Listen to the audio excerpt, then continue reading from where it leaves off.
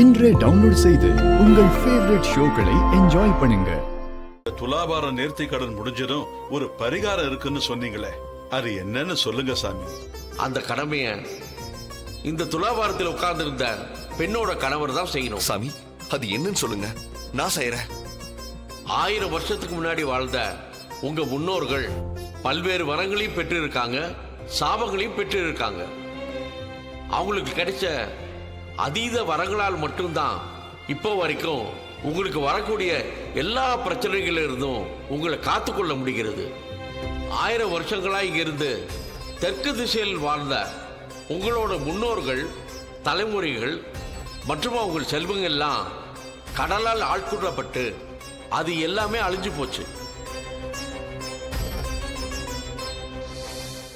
அதில் எஞ்சிருக்கிறது உங்களுடைய முன்னோர்கள் வாழ்ந்த அரண்மனை கடலுக்கு அடியில் இருக்கிற அபூர்வ பாதாள நிலப்பகுதியில் இன்னும் உயிர்ப்போட இருக்கு.